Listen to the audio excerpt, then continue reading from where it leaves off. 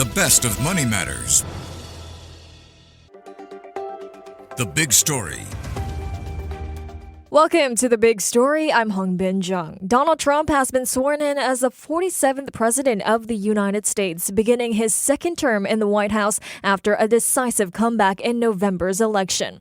Mr. Trump spoke to thousands of supporters at a stadium in Washington, D.C., where he signed the first orders of his second presidential term. The golden age of America begins right now, he said in his inaugural address, adding that he will be a peacemaker and a unifier. Tech billionaires and cabinet nominees and former presidents were all at the swearing-in ceremony in the rotunda of the U.S. Capitol.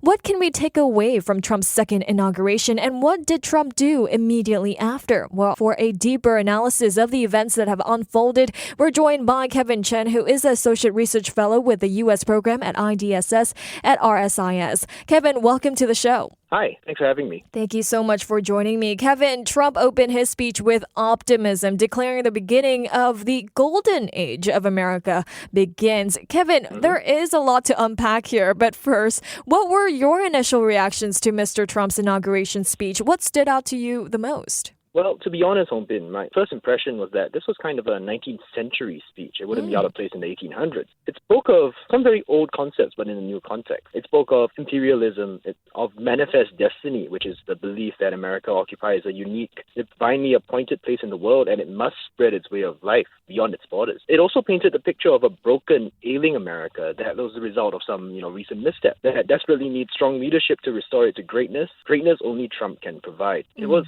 really a speech tailor-made to instill a sense of elation in his supporters that he has returned and dread in his opponents as well. Wow, that was a very descriptive way of describing his inauguration speech. But how different is his 2025 speech compared to the one he made 8 years ago, back in 2017? Are there any common themes, and what has changed? Oh, there are definitely common themes of his 2017 speech, that's for sure. Both speeches painted a very bleak picture of what America was facing at the point. In fact, the 2017 speech was infamous for using the term American carnage to describe how the dysfunctional systems of America and rising crime rates were inflicting these kind of carnage on Americans. Both speeches, both 2025 and 2017, they also tried to overlay a vision of a prosperous, powerful America if they would just accept Trump's leadership. I think a notable change is that the tone in the 2025 speech is a lot more self-assured, reflective of how Mr. Trump, he's not just won the Electoral College vote at this point, he's also won the popular vote, making significant inroads into non-white voters. There's also a certain messianic quality to this speech as well, with Mr. Trump declaring that he was saved by God to make America great again.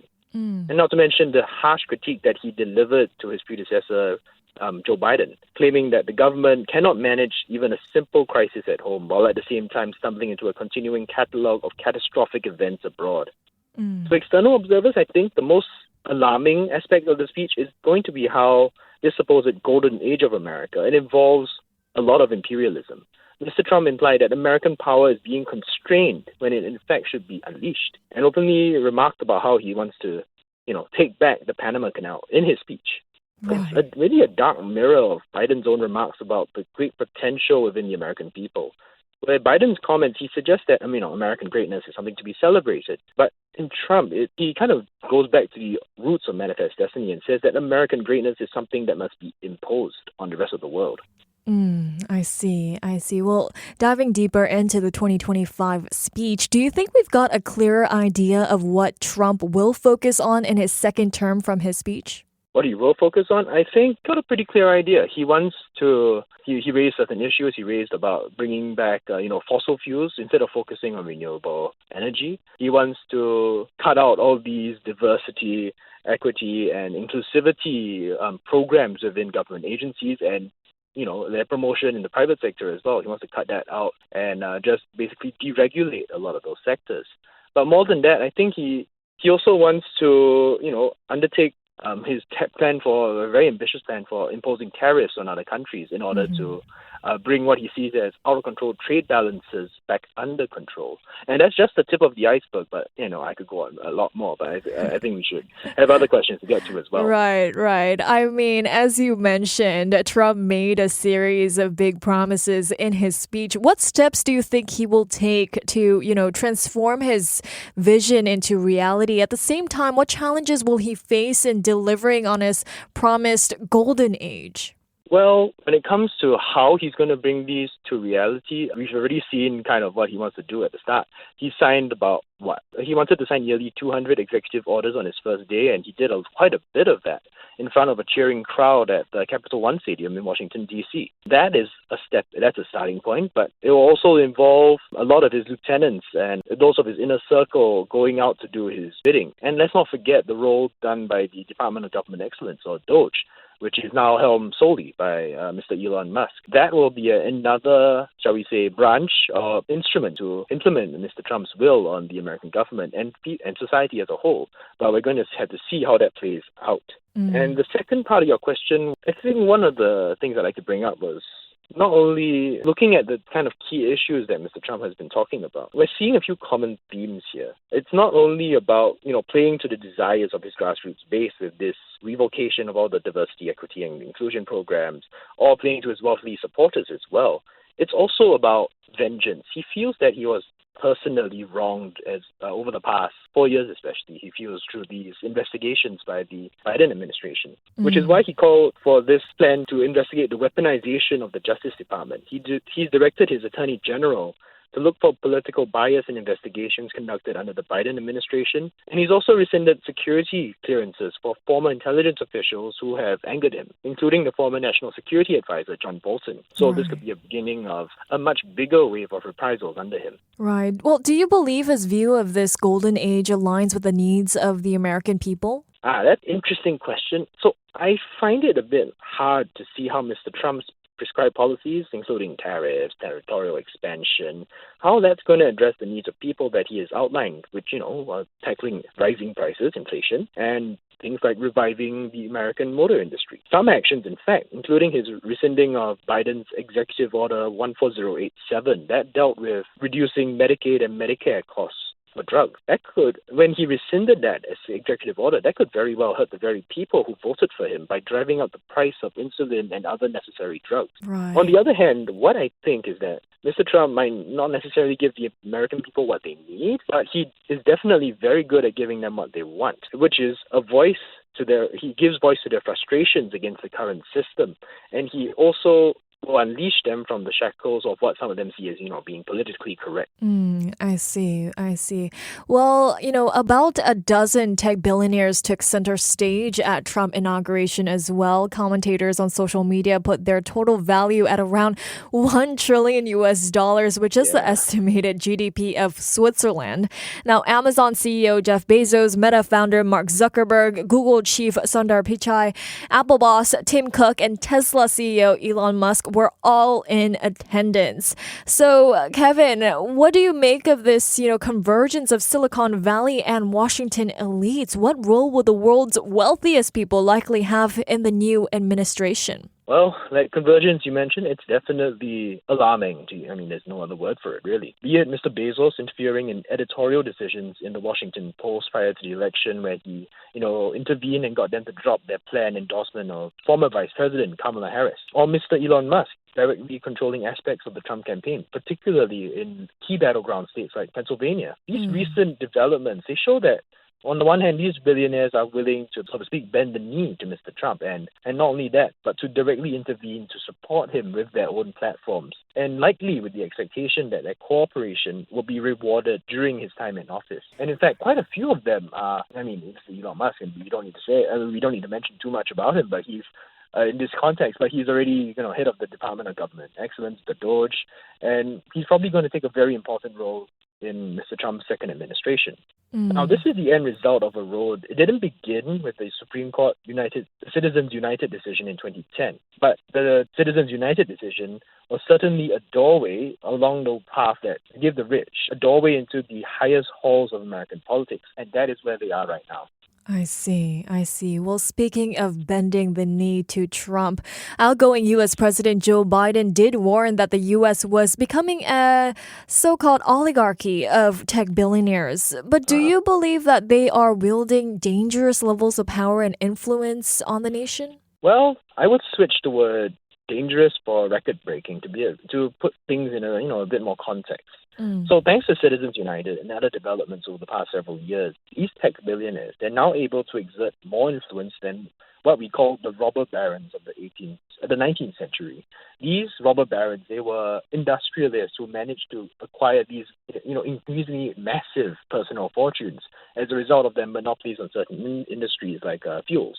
Now, their excesses, they led to the American government instituting the Sherman Antitrust Act of 1890, which broke up many of their powerful corporations and was followed up with by the passing of multiple tax laws that further inhibited their personal wealth. So we saw the American government acting to kind of limit how influential these wealthy people could be at that point in time, because there was a point in time where they were quite politically influential when it came to elected representatives. But only time will tell if a similar development takes place over the next several years. I see. Well, let's not forget that TikTok CEO Shou Chew was also in attendance, even as his platform's future remains uncertain. In fact, on Inauguration Day, Trump signed an executive order giving TikTok a 75-day reprieve as he works to negotiate a deal with China, potentially using tariffs as leverage. Now, TikTok on Sunday did credit Trump for promising an executive order to save the app from an American ban. I mean, what's next? What's next in the 75 days? Will there be a 50-50 joint venture between the existing owner and some kind of American entity? I'm glad you brought up the 75-day delay on the enforcement of a federal ban on TikTok. That was pretty big news. Mr. Trump mentioned that delay today. He also said that the U.S. would be entitled to get half of TikTok, though he didn't really elaborate on what he means. If you add this to earlier rumors that Chinese officials are considering Elon Musk as a potential party in the sale of TikTok, the signs, I think, are pointing towards, like you said, a 50-50, a partial sale of the platform. But I think despite all the uncertainty, I think it's fair to say that any sale of TikTok, partial or not, is not going to include the algorithm that powers the app and recommends an endless array of videos for each user. That's probably off limits. I see. Earlier in the conversation, you mentioned Trump, gives the people what they want rather than what they need. I mean, TikTok users, they have been in part very vocal about last year's election. Do you think that this move by Donald Trump will now put him in the good light amongst them, especially amongst the youth? I think for the moment, this might buy him some support. But the problem with social media and, opinions is that they're kind of fickle. People love something at one moment. And then, 1 month later, due to some kind of ongoing scandal, some kind of controversy, suddenly they do a 180 and hate it. Right. That could always happen. And really, we just had one election. The midterm election is nearly about a year and 10 months away. And it's a bit too early to say, I think. What I think we can say is that Mr. Trump himself, he has fallen in love with TikTok, so to speak. I think possibly even more than Twitter. Because even after the election, he was going around bragging about how he has over 1 billion views on TikTok, all his videos combined. And, I think this kind of fascination with the short video platform is here to stay because he's discovered that it is a very potent way to just get more views. Right. He doesn't need to say anything very substantial, but he can get his face plastered across the platform, and that just increases his visibility. That's already quite formidable. Right. Well, Donald Trump has just signed his first lot of executive orders alongside this executive order for TikTok. This includes recognition of only female and male genders, declaring a national emergency at the U.S.-Mexico border, pardoning those convicted over the January 6, 2021 attack on the U.S. Capitol, as well as withdrawing from several international agencies. Now, the list is much smaller than what some had thought, with expectations of up to 100 orders on his first day back in the White House. So, Kevin, given the nature of several of these executive orders, such as immigration and gender recognition, what legal and political obstacles do you think Trump will face in implementing them? And how likely are these orders, to survive challenges in the courts? That's a good question. Let me put it this way. I have no doubt that parties are going to try and challenge these executive orders whenever they can. In fact, the American Civil Liberties Union, the ACLU, has already filed a lawsuit challenging Mr. Trump's executive order to stop conferring citizenship to individuals born in the United States, otherwise known as birthright citizenship. However, what I do doubt is that these lawsuits will be able to defeat these executive orders. Right. Not when the Supreme Court is firmly conservative and probably will be for a very, very long time. I think a more interesting question is going to be what happens when a state governor turns around and says, you know what, I see this executive order and I'm choosing to ignore it because it's non-constitutional. And that is what's happening with Illinois Governor J.B. Pritzker right now. He's saying that, birthright citizenship, it's in the Constitution. I'm going to follow that and ignore the executive order. Now, we're going to have to wait and see how this situation plays out, but it will definitely be something to watch. Right, right. Well, how do you think these executive actions will resonate with the public, particularly those who did not vote for him? Do you expect them to solidify his base or, create further polarization? Well, that's an interesting question. I think, these actions are going to have, a couple of effects. First, they're either going to resonate with Mr. Trump's voters, they will support them. They're going to horrify his opponents. But at the same time, it's going to draw maybe a half-hearted shrug from a significant portion of the American population that is either not politically active or is just, at this point, apathetic. Because the problem is, I think the broad anti-Trump coalition that we saw over the past 8 years, it's now exhausted and quite demoralized after that decisive electoral defeat. It doesn't mean that, these former Trump opponents or anti-Trump people, they're not going to suddenly turn around and say, they like him and support him now. But many of them might just wall themselves off from politics in the immediate future because of, any interest in mental health. Maybe they just want to focus on other things. At the same time, though, I don't think it's going to help to, unify the country under a kind of, broad consensus. I think the seeds of further polarization are there and right in place over the next 4 years, especially if an event like, the arrest and death of George Floyd happens again. Right, right. I mean, Kevin, he's even withdrawn the U.S. from the Paris Climate Agreement, which is an international treaty which legally binds its signatories to fight climate change, as well as withdrawing the U.S. from the World Health Organization. How do you think these decisions will shape the future of the U.S. both domestically and internationally, especially after his term in office concludes? I think these decisions are either going to be, a net neutral or a short-term boost, on the short term, of course, for the U.S. But ultimately, in the long term, it's going to compromise America's competitiveness and its ability to, lead on the international stage. So actions such as cutting back on renewable energy in favor of fossil fuels, promoting internal combustion engine-based auto industry over electric vehicles, it's kind of like if a country, at the turn of the 20th century, it kept promoting horse-drawn carriages as the way for the future when the world was moving ahead with things like the Ford Model T. They would work for a while, but eventually the country that, is still stuck with the horse-drawn carriages would have realized that they were left in the dust as countries, their peers and neighbors advance ahead of them and left them behind. Right. I think the same concern can be applied to the international stage. Because if we look at a lot of these organizations he's left, leaving the World Health Organization, it leaves not only makes America less prepared for the next pandemic by making it much harder to access information with regard to, say, new cases, research done on how to develop vaccines for the new pathogen, but it also excludes it from a lot of important meetings and dialogues with other countries on this circuit. And it also creates a vacuum that other countries with global leadership ambitions like China could very well exploit. Right, right. I mean, these withdrawals will definitely have an impact on foreign relations. What about in terms of Singapore? Do you see Trump withdrawing from any agreements with Singapore? Did his, speech have any emphasis on, what it will be like for his foreign policies?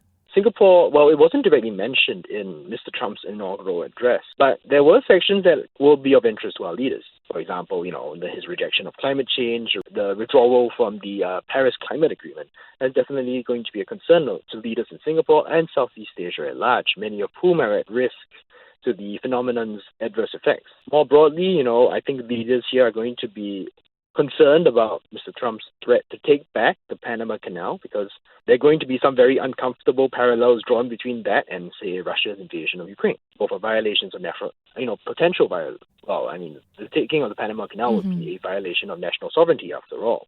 Meanwhile, there is a list of executive orders he didn't sign on Inauguration Day. I mean, he didn't impose tariffs on Inauguration Day as he had indicated, and a much anticipated executive order involving Bitcoin and cryptocurrencies hadn't apparently been signed when Trump left the Oval Office earlier. So why do you think there has been a delay in formalizing the executive orders of these issues? Are they still finalizing the terms, or could Trump be signaling a U-turn? I will say it's quite interesting about how he created, new coins were created not only for Mr. Trump, but his wife, Melania, as well. With regard to the tariffs on China and how they haven't been imposed yet, though, I think that's an interesting thing to observe for the next several months. There's kind of a window of opportunity, I feel, for a slight dialing back of tensions between the two countries. Chinese leaders, they're probably well aware of not only the TikTok ban delay, the 75-day delay, but also that Mr. Trump held back on, his promise of 60% tariffs on Chinese goods the day that he entered office. Right. And then the fact that they kind of broke protocol and sent their Vice President Han Zheng to the inauguration where he met with Vice President J.D. Vance. It's a move that kind of suggests that, China is willing to extend an olive branch of sorts to Trump, although not, fully, because, of course, Vice President Han Zheng is not at the level of seniority that Trump's circle had hoped that China would send to the inauguration. I think, on the other hand, though, within Washington, U.S. observers have kind of noted that Trump, he surrounded himself with China hawks in his cabinet, but he's not necessarily as hawkish as some of his advisors, such as Secretary of State Marco Rubio, are. However, I mean, this is all well and good to kind of speculate right now because it's just his first day in office. But not to burst our collective bubbles, but this is still Mr. Trump that we're referring to. It's possible that, when he fires off his tariffs, if and when he does his tariffs, relations with China could plunge back into frigid tension. There might be a brief honeymoon period, I think, as the two sides assess each other, but I have very strong doubts as to whether it's going to last for very long. I see. Well, we've unpacked a lot here, Kevin, but before we let you go here, what else will you be paying close attention to in the coming days as Trump takes office? Well, I think there's going to be, there'll be a lot of things, to be honest, but I think two things stand out for me. First, I'm going to keep an eye on ambassadorial appointments he makes to Southeast Asia, especially to Singapore. There's a wide expectation that Mr. Trump's going to focus on bilateral ties with countries in our region, especially, as compared to, having relations with the ASEAN grouping as a whole. And it's going to be interesting to see who he appoints to head the embassies here and in other parts of Southeast Asia. Because depending on whether he appoints a career diplomat with a lot of expertise in the region, or if he appoints, businessmen, friends who just wanted to have a cushy posting overseas, it's going to make quite a big difference to how relations are conducted, I think. And then the second thing I would say, beyond just tariffs with China, I'm also going to be keeping an eye on the tariffs that Mr. Trump chooses to roll out. Countries such as Canada, for example, they've already promised retaliatory tariffs if and when they are targeted, which, Trump already promised to hit him with 25% tariffs on February 1st. And this promises to create even more instability in the world, especially, possibly even a global trade war. It's going to be difficult for countries in the trade-reliant Southeast Asia to emerge from this unscathed. So I think it's going to be a very important area to keep an eye on. I see. Well, thank you so much, Kevin, for your time and your insights today. My pleasure. Thank you for having me. Thank you. That was Kevin Chen, who is the Associate Research Fellow with the U.S. Program at IDSS at RSIS. This has been The Big Story with me, Hongbin Jeong. To listen to more great interviews, download our podcasts at audio.sg or download the audio app. That's AWEDIO, audio at the App Store and Google Play.